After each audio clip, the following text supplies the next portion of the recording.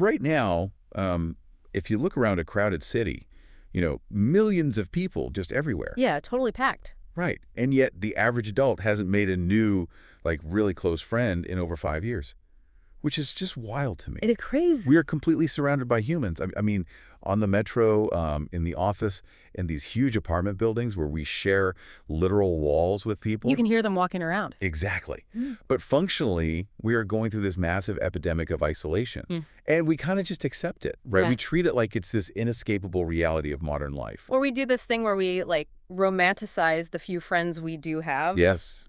Like it was destiny. Right, we tell ourselves, oh, we just clicked, or, the chemistry was just right, like it's magic. But what if, and this is what we're getting into today, what if the cure to this modern loneliness isn't about, finding this mathematically perfect person? What if making a friend isn't magic at all? Which it really isn't. Right. What if it's actually a very specific learnable skill, like a behavioral algorithm? And I love that framing because it fundamentally changes how you view your entire social world, When you strip away all that romanticism. The poetry of it all. Exactly. I mean, the idea of chemistry is a lovely poetic concept, but it's basically a smokescreen. Just hiding the real gears turning. Yeah. When you actually put human interaction under a microscope, that mysterious click that we all talk about, it's literally just a sequence of observable behaviors. Okay, break that down for me. Like, what kind of behaviors? It's a series of micro risks, like tiny invitations and mutual validations that actually downregulate our nervous systems. So it's biology. Total biology. And that's why we're looking at these excerpts today from The Art of Connection. It's a source that essentially maps out the baseline mechanics of this whole process. But just to be clear for everyone listening, our goal for this deep dive isn't just to, read you a list of surface-level tips, right? No, definitely not. We want to understand the deep evolutionary psychology and the neuroscience that actually makes those mechanics work. Which is such a fascinating mission for this deep dive. We're going to completely deconstruct the architecture of human connection today. It's going to be a lot of fun. It is. We're starting with the heavy stuff first, though, those invisible psychological hurdles. Because we need to know why saying a simple hello to a stranger feels like a life or death scenario. Which is so common. Right. And from there, we'll dissect the physical things like approachability, active listening, and why your brain basically short circuits if you try to fake having common interests with someone. Oh, that part is so important. Yeah. By the end of this, the hope is that you, the listener, will look at standard social scripts, basic small talk, not as this boring chore, but as highly effective psychological tools. Which is a massive paradigm shift because for a lot of really intelligent, capable adults, the idea of making a new friend doesn't feel fun. Oh, it feels terrible. Right. It feels like this unbearable mental burden. And we have to understand why the human brain treats potential new friend as essentially a potential predator first. Okay, let's dive right into that contradiction because it's huge. We are a profoundly social species. The most social. Our entire evolutionary advantage was cooperation. I mean, we don't have sharp claws. We aren't super fast. They're pretty squishy. Very squishy. But we can form these complex social bonds. So if connection is literally our survival strategy, why does walking up to someone at a busy tea stall or a networking event feel so agonizing? It's the ultimate irony. It really is. The source text focuses heavily on the fear of rejection. It highlights that internal voice that says, what if they don't like me? Or what if I say something totally stupid? We all have that voice. But I have to ask you, if we are hardwired to connect, why is our default setting so heavily biased toward assuming we're going to fail socially? Okay, so this is because you are dealing with an evolutionary mismatch. A mismatch. Yeah, think of it like your brain is running this ancient software, but you're living in a super modern environment. Right, like trying to run old software on a new phone. Exactly. When that internal monologue starts spinning, that, what if they don't like me? Panic. That is not a personality flaw. It doesn't mean you're weak. That's a relief to hear, honestly. It's actually your brain's threat detection center, the amygdala, working perfectly. It's doing exactly what it was designed to do. Okay, but how does panicking at a party help me survive? Well, tens of thousands of years ago, if you approached a stranger or, a new tribe and they rejected you, you were cast out. Oh, you were just out on your own. Right. And in a Pleistocene environment, being cast out on the savannah meant you were alone. It literally meant death by starvation or being eaten.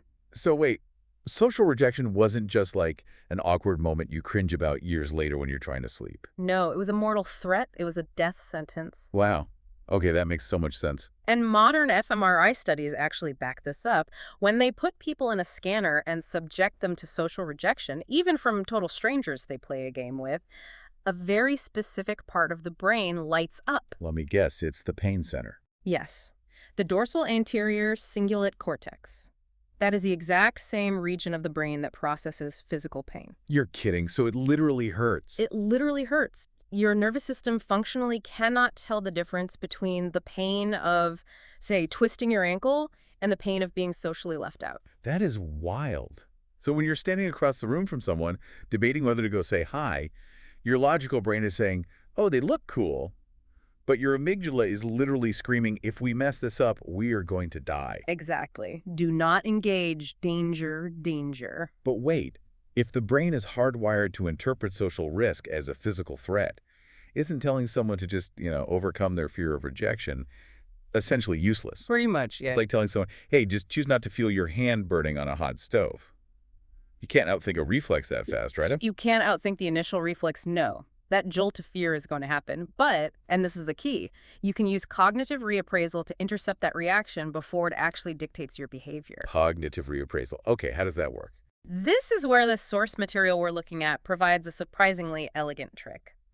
It introduces a very, very simple mantra. Every friend was once a stranger. Okay, I have to admit, on the surface, that sounds like, I don't know, something printed on a cheap coffee mug. Right. It sounds like an Instagram quote. It's almost aggressively simple. It is simple, but structurally, neurologically, it is a profound cognitive reframe. That's so. What it does is force your brain to access a completely different data set. When you look at a stranger, your amygdala immediately pulls up the threat data. Because they're unknown. Right.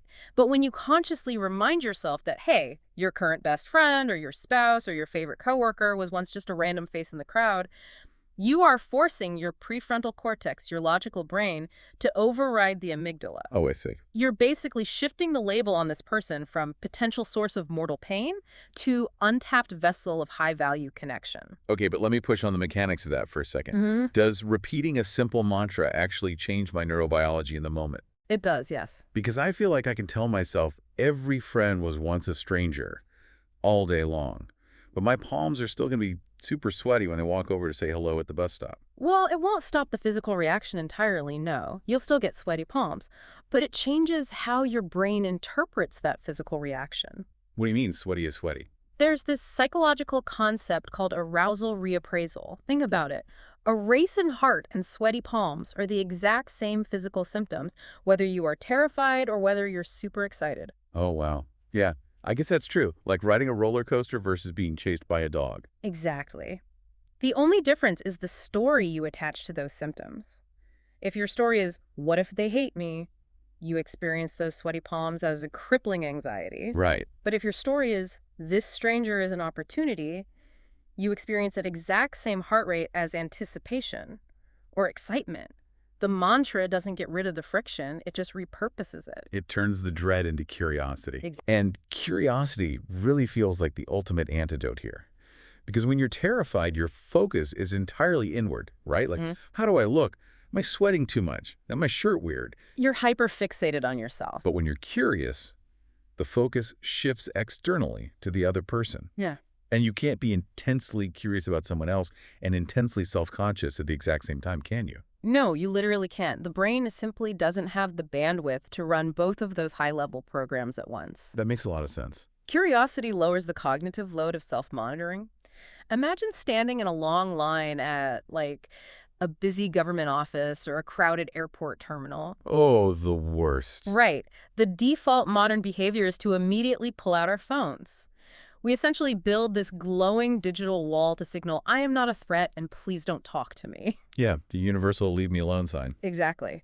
But if you apply this cognitive reframe, the whole environment changes. That waiting room is no longer just this purgatory of boredom. It suddenly becomes a high-density environment of potential. Okay, I love that. But, and there's always a but, we still have a physical divide to cross here. Let's say I've done the reappraisal. I'm looking at someone. My anxiety is shifted into curiosity. I see the untapped potential. You're ready to go. Right. but I can't just stand there staring at them curiously. No, please don't do that. That's how you get security called on you. Yes, really. So the source material suggests the entry point is a smile. It claims it signals friendliness and makes you approachable. But here is where I have a major point of friction. Okay, let's hear it. Forced friendliness is incredibly off-putting. Like, if I am feeling even a little bit of social anxiety and I try to just paste a smile on my face to bridge the gap, it usually results in this rigid, unnatural grimace. The panic smile. Yes. Doesn't faking a smile actually trigger more alarm bells in the other person's brain than just keeping a neutral face? That is a brilliant point. And the distinction there is absolutely critical. A fake smile is absolutely worse than no smile at all. I knew it! In psychology, we actually differentiate between two types of smiles. There's the Pan Am smile, which is named after those forced polite smiles that mid-century flight attendants had to wear. Oh, the very rigid customer service smile. Exactly. And then there's the Duchenne smile, which is a genuine expression of positive emotion. And the brain can tell the difference between those instantly, Yeah. right? Even if we don't know the terms for it. Instantly, yes. It happens through a process called neuroception. Neuroception. Yeah, Stephen Porges coined the term. It's basically our nervous system's subconscious radar for safety or danger. It's always scanning. So how does it tell the difference between the smiles? Well, a Pan Am smile only uses the zygomatic major muscle, which is just the muscles around the mouth. So you pull your lips back, you show some teeth, but your eyes remain completely dead. Like a robot. Right. A Duchenne smile, however, involuntarily contracts the orbicularis oculi muscle, which is the muscle that surrounds the eye. Oh, it gives you those little crow's feet wrinkles at the corners. Exactly. And here's the kicker. Your conscious brain cannot easily fake that eye muscle contraction.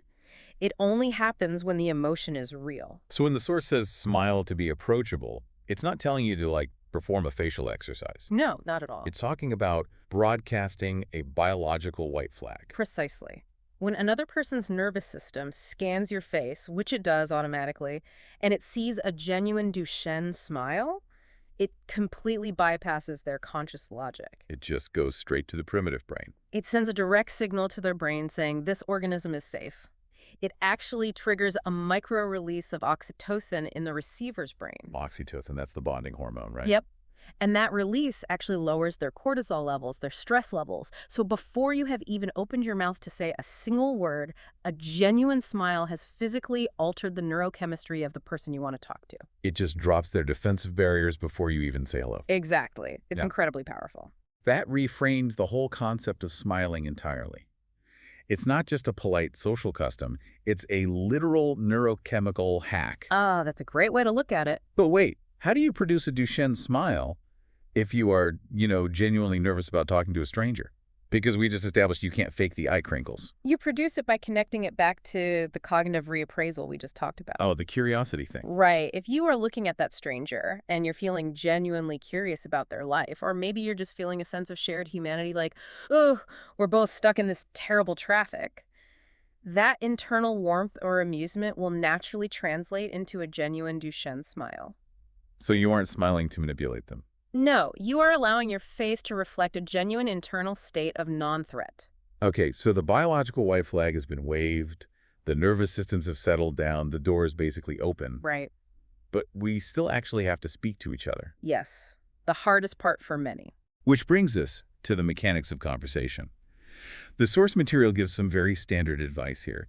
It says people love to talk about themselves, so ask simple questions like, where are you from? Or what do you do? The classics. And then, crucially, it says you must listen. It offers this really famous quote, people remember how you make them feel. A great quote. It is. But honestly, I have to say, questions like, what do you do, feel so transactional. They really can. They feel like this boring social tax we have to pay before we're allowed to get to the real conversation. Do they actually build any real connection? In isolation. No. See, I knew it. If you treat a conversation like a job interview or a deposition, just firing off demographic questions, it feels incredibly alienating. Where do you live? What is your job? How old are you? It's awful. Right. The power of these questions isn't in the actual information you gather. It's in the psychological mechanism they trigger. You mentioned the quote, people remember how you make them feel.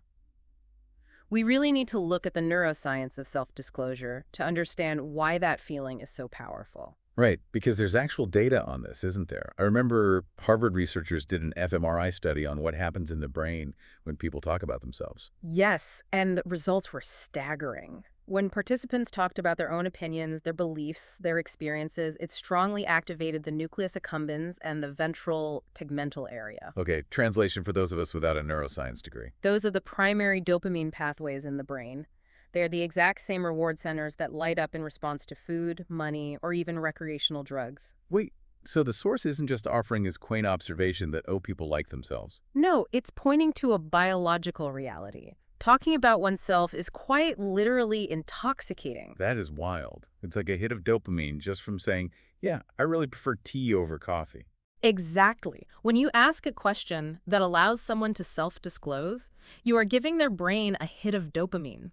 But, and this is a massive caveat that the source points out when it emphasizes listening, that dopamine loop only closes if the person feels they are actually being heard. Oh, that makes sense. If you ask the question and they start talking and then they see your eyes glaze over or they realize you're just waiting for your turn to speak, The reward pathway shuts down. it shuts down completely. And it actually creates a deficit, leaving them feeling more isolated than they were before you even walked up to them. Wow.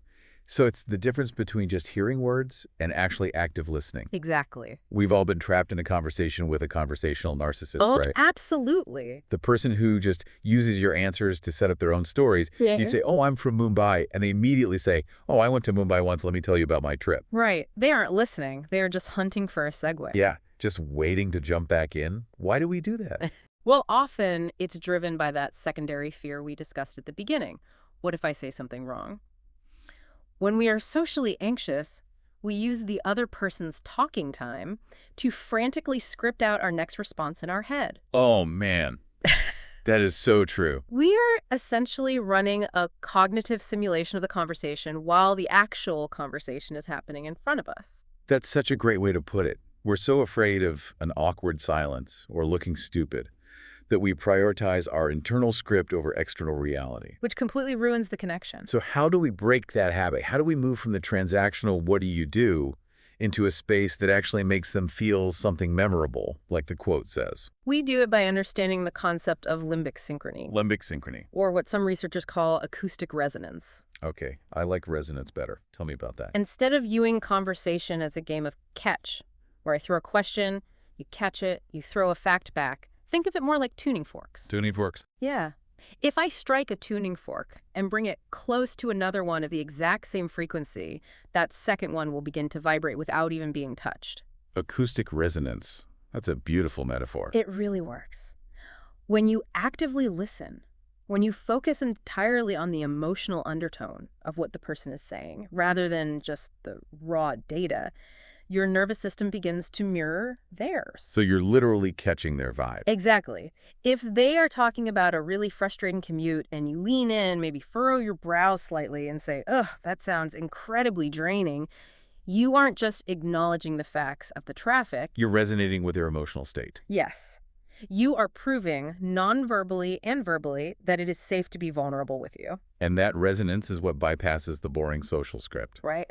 If I ask, what do you do?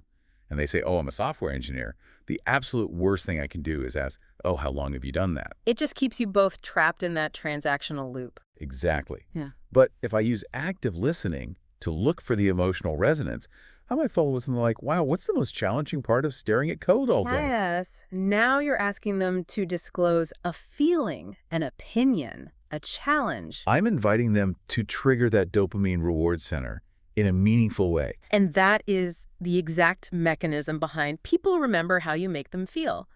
They probably won't remember the specifics of the software discussion 2 weeks later, Yeah. but they will remember that when they were standing next to you, their brain felt rewarded, validated, and safe.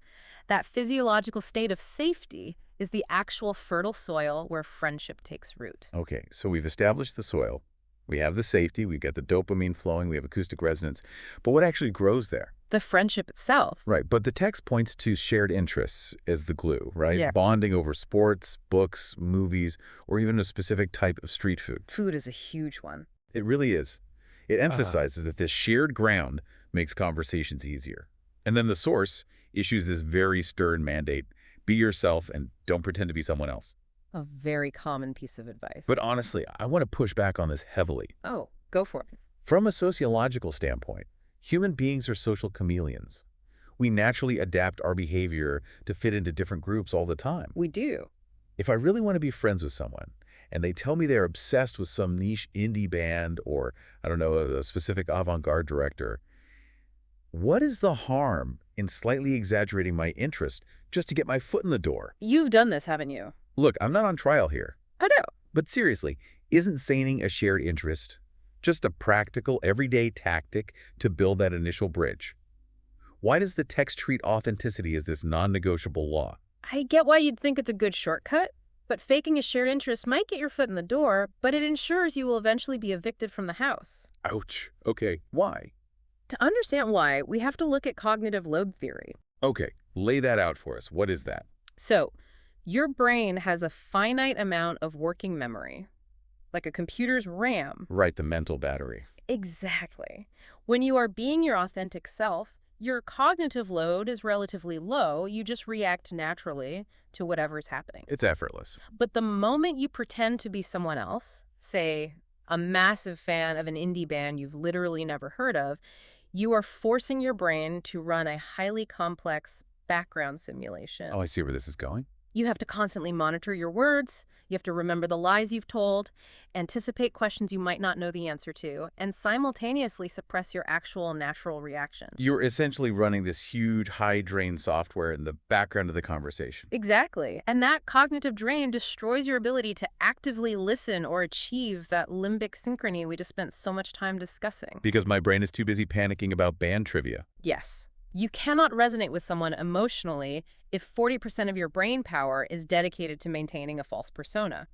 Furthermore, humans are exquisitely tuned to detect incongruence. Meaning, we know when something's off. Yes. Even if you say all the right things about the band, your micro-expressions like a slight hesitation, a lack of genuine Duchenne smiling when the topic comes up, a subtle physical tension, all of that will leak out. And the other person's neuroception picks it up. Exactly. The other person's subconscious threat detection system will ping. They might not know why they feel weird around you, but they will sense that something isn't safe. That is absolutely fascinating. So the mandate to be yourself isn't just like a moral imperative about honesty. No, it's not just about being a good person. It's an energetic necessity. You Right. literally do not have the cognitive bandwidth to form a deep neurobiological bond while simultaneously managing a fake identity. Exactly. And there is a secondary, deeply psychological penalty to faking it, too. Let's say you successfully pull off the chameleon act. You fake the interest, and the person completely accepts you into their circle. You've achieved the goal, right? Yeah, you're in the group. But the psychological reality is that you will end up feeling more isolated than before you started. Why? Because deep down in your psyche, you know they haven't accepted you. They have accepted the avatar you created for them. Oh, wow. It reinforces your core fear that your true self is inherently unlovable. That perfectly connects back to the fear of rejection in Section 1. Yeah. If you pretend to be someone else just to avoid rejection, any acceptance you win is totally hollow. It feels like stolen valor. That's a great way to put it. On the flip side, let's look at what happens when you follow the source's advice and lean into ruthless authenticity. Think about the concept of the third space or the third object in socializing. Right. Finding a genuine shared interest, no matter how small, like a mutual love for a highly specific 90s action movie or, a weird way of brewing your morning coffee, it creates a focal point outside of the two individuals. It takes the pressure off the direct eye-to-eye scrutiny. Yes. C.S. Lewis famously described this. He said that lovers stand face to face, absorbed in each other, but friends stand side by side, absorbed in some common interest. I love that quote. And that is the exact dynamic the source is pointing to with its example of bonding over a cup of tea or a movie. When you discover that genuine shared interest, you experience what Lewis called the you two moment. You too. I thought I was the only one. Exactly. You say, I thought I was the only one who felt that way or liked that weird thing. That moment is pure magic. But it operates as a strict filter. In what way? You cannot experience a you two moment unless you are brave enough to put your authentic, potentially weird self out there first. If you hide the weirdness, you never find the match. Authenticity is a filter, and that's a good thing. It will repel some people, and that is not just okay, it is necessary. Because we can't be friends with everyone. You literally do not have the time or energy to be friends with everyone. By being unapologetically yourself, you fast-track the filtering process.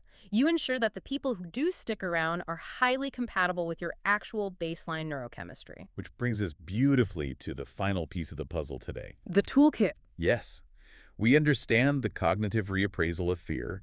We get the neurobiology of the smile and active listening. We understand why authenticity is a cognitive necessity. Right. But how do we physically manifest all of this out in the wild? The source material concludes by offering a very literal toolkit. It provides specific, everyday phrases. Like what? Things like, nice to meet you. What do you do in your free time? We have a lot in common. Let's stay in touch. And would you like to meet again? Very standard English phrases. Now, for a highly informed audience, looking at a list of phrases like nice to meet you feels, I don't know, almost patronizing. It seems too basic. It reads like a script for an alien trying to assimilate into human society. Why does a deep dive into the complex architecture of connection need to focus on such elementary social scripts? Because those elementary scripts are actually psychological Trojan horses. Trojan horses, how? We look at a phrase like, nice to meet you, and we just think it's boring, meaningless filler.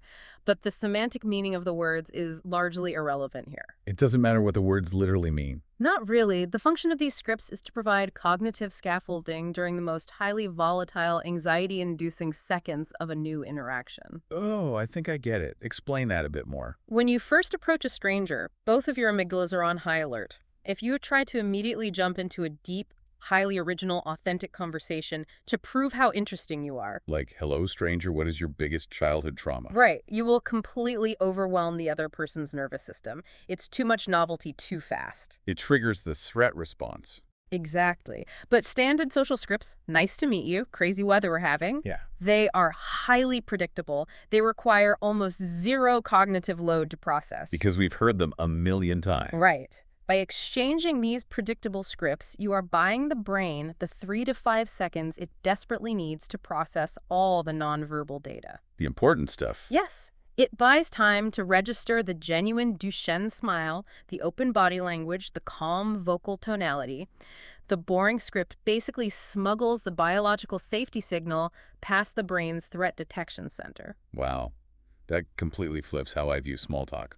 Small talk isn't the conversation. Small talk is the synchronization protocol before the actual data transfer begins. That is a perfect analogy. And if you look closely at the specific phrases the source provides, they aren't just random greetings thrown together. They aren't. No, they perfectly map out the escalating life cycle of vulnerability required to build a connection. Oh, let's trace that map. Yeah. So it starts with the Trojan horse, the synchronization. Nice to meet you. Then it moves into the data gathering, searching for the dopamine hit of self-disclosure with, what do you do in your free time? Exactly. And once that self-disclosure reveals that shared third object we talked about, you use the validation script. We have a lot in common. Which is the verbalization of the you two moment. It cements that shared reality. Right. But then we hit the friction point. The hardest part. The transition from a pleasant, isolated encounter to a recurring relationship. Yes. The source provides the phrases for this. It was great talking to you, followed by, let's stay in touch, or would you like to meet again? Which is terrifying. It really is, because this is where the risk of rejection rears its head all over again. You are asking for an investment of their future time. And this is exactly where the source demands an exercise in self-awareness. It actually asks the reader, are you shy or outgoing? What qualities do you look for? Why is self-awareness the prerequisite for using this toolkit? Because knowing your own social baseline dictates where you will experience the most friction on that map. Give me an example. If you are highly extroverted, your friction point isn't saying hello. Your friction point is probably shutting up long enough to actively listen and find a genuine shared interest. Oh, so the extrovert might just rush through all the scripts, collect 5 phone numbers, but never establish any real limbic synchrony. Exactly. But if you are naturally shy, you might execute the active listening perfectly. You establish a beautiful, deep connection, and then you completely freeze when it comes time to say, would you like to meet again? And you just leave. Yeah. And you walk away feeling this profound sense of loss because you built the bridge, but you were too scared to actually cross it. Yes. So self-awareness allows you to anticipate your specific failure points. If you know you always freeze at the end, having a preloaded, memorized script like, I've really enjoyed this, let's stay in touch, acts as a cognitive safety net. Oh, I love that. When the amygdala spikes again and your prefrontal cortex goes offline, you don't have to panic and invent the perfect closing sentence on the fly. You just deploy the script. And the final, perhaps most comforting point this source makes is about the time frame of this entire process. It emphasizes that friendship grows through small conversations and that it requires consistency. It basically removes the pressure of that cinematic ideal. It does. It relies on a well-documented psychological phenomenon called the mere exposure effect. What's that? It was originally researched by Robert Zajonc. The effect states that people tend to develop a preference for things merely because they are familiar with them. Just because they see them a lot. Right. And this applies heavily to human relationships. We often think a deep friendship requires this dramatic, 5-hour soul-bearing conversation right off the bat. Like in the movies. Exactly. But neurobiologically, trust is actually built through the compounding interest of low-stakes consistency. So it's not the intensity of the interaction, it's the frequency of the safety signal. Precisely. It is the 3-minute chat by the tea stall, repeated every Tuesday and Thursday for a month. It's the simple exchange of a greeting with the person you always see at the bus stop 3 days in a row. It's just a quick hello. Yes. Each time you interact, and their brain registers you as safe rather than threat, a micro layer of trust is deposited. That's a beautiful way to visualize it. Over time, that consistency lowers the threshold for vulnerability. You don't have to force the connection, you just have to consistently provide the environment for it to naturally grow. So, to bring this all together, let's look at the incredible arc we've traced today. We started by validating the very real, very ancient fear of rejection. We recognized it not as a personal failing, but as an evolutionary hangover. A glitch in the ancient software. Exactly. We learned how to hijack that ancient software using cognitive reappraisal, shifting our mindset from threat detection to curiosity by recognizing that every friend was once a stranger. A powerful reframe. We learned the biomechanics of approachability, utilizing genuine Duchenne smiles to biologically signal safety and disarm the other person's nervous system. Waving that biological white flag. Then we move past the transactional nature of small talk, realizing that asking questions is only half the equation.